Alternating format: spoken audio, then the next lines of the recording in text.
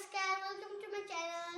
So ग्रिसुलाई चाहिँ आमालाई जाउरी खाने भने अनि आमालाई चाहिँ हुन्छ भन्नुभयो।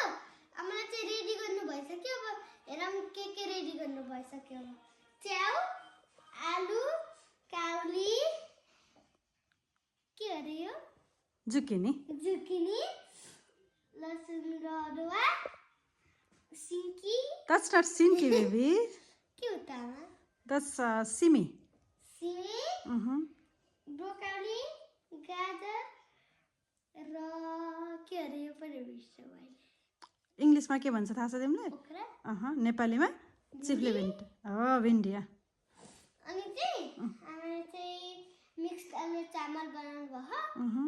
साथीहरू भेजिसहरू एकदमै राम्रो हो, धेरै खान पर्छ भेजिस।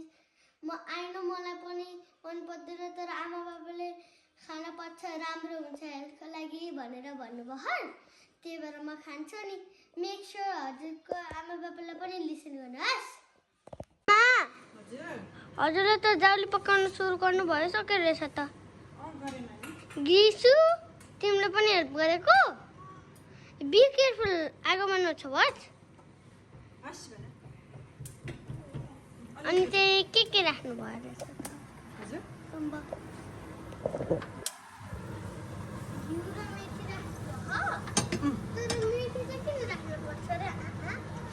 मिठो हुन्छ, राम्रो हुन्छ भन्छन् के अरे।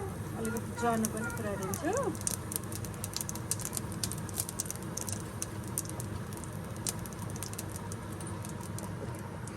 अब आमाले चाहिँ बेसन राख्नु भयो अनि सबै भेजी राख्नुहुन्छ। अब गाजर, वाउ एकदमै मिठो हुन्छ जस्तै राख्छ त आमा। खाएपछि भन्नुहोस् ल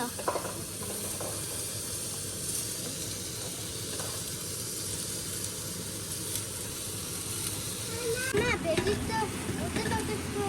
अब चामल राखौँ। अन्त सक्छौ त? Be careful, okay?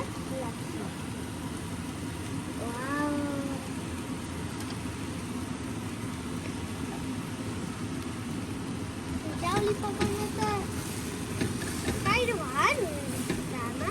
हजुर जाउली पकाउँदाखेरि त गाह्रो भयो हुन्छ त।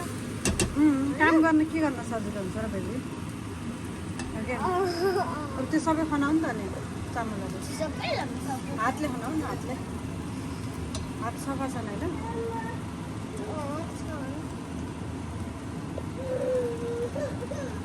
त्यसपछि चाहिँ हामीले बोइल वाटर